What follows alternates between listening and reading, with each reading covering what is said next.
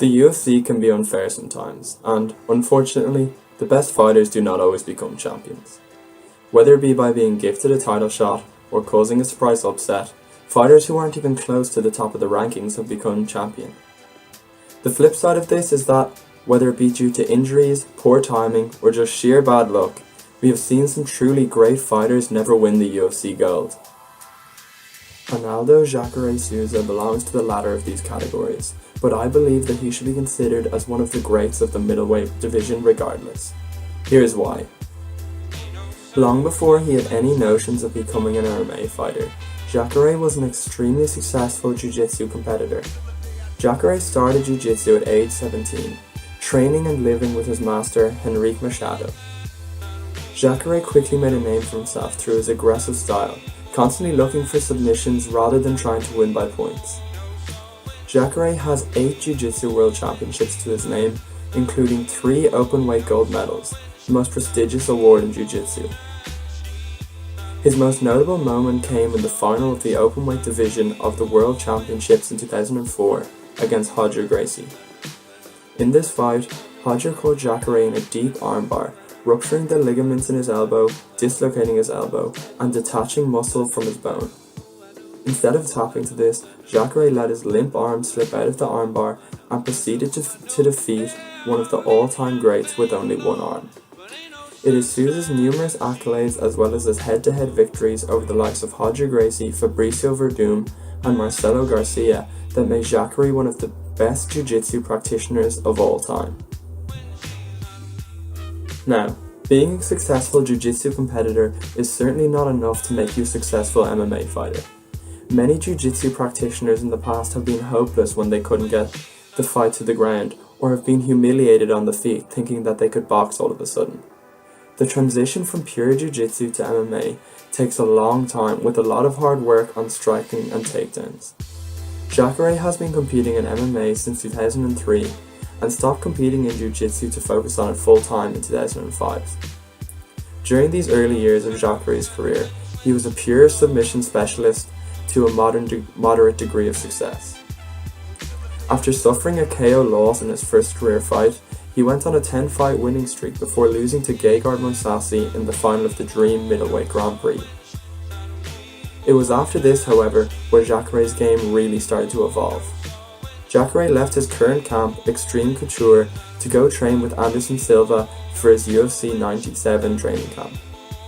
Souza came into the organization's strike force, boasting a much improved striking game.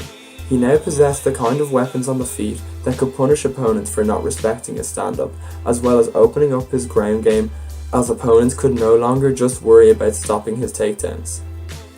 He went on to win and defend the Strikeforce middleweight title, defeating Tim Kennedy and Robbie Lawler respectively, before losing it in a tight decision to Luke Rockhold. Souza had now made the transition into a complete MMA fighter, with his improved striking helping him to KO wins over Derek Brunson and Vitor Belfort, as well as his ever-incredible submission game, earning him dominant wins over Gegard Mousasi and Tim Bosch. Why is it so that Jacare could never go all the way in the UFC?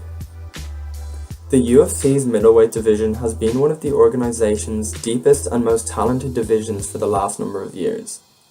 Unlike in some divisions, just one loss can set a fighter back hugely behind all the other murderers sitting in the top 10.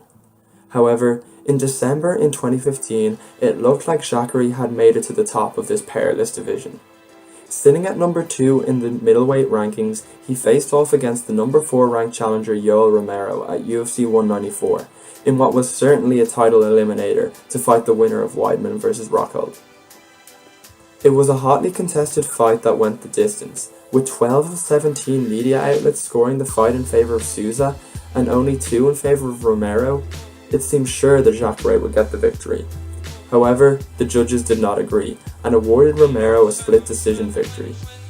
This was a huge setback for Souza, as after a USADA violation for Romero, neither of them were granted a title shot, and Michael Bisping won the title with a huge upset at UFC 199. Following this, Bisping held up the division until very recently, looking to fight just about anyone except the top challengers in the division. With 4 insanely skilled challengers in Rockhold, Romero, Weidman and Jacare, the UFC decided to set up a quasi 4-man title eliminator, with Rockhold being scheduled to fight Souza and Romero fighting Weidman at 205. However, there was more bad luck in store for Jacare after Rockhold pulled out of their fight and Jacare was left without an opponent for almost a whole year, until he fought Tim Boesch in February of 2017. With Jacare coming to the tail end of his career, at 38 years old, it appears that his shot at ever having the title had passed him by. A nail was further put in his coffin by now champion Robert Whittaker when he defeated Souza by TKO in April of the same year. Things could have been so much different for this legend of MMA, but with the division no longer being held up, his fight against Derek Brunson at UFC Charlotte could be Jacare's last shot at making a push for the UFC gold, which has eluded him so unfortunately.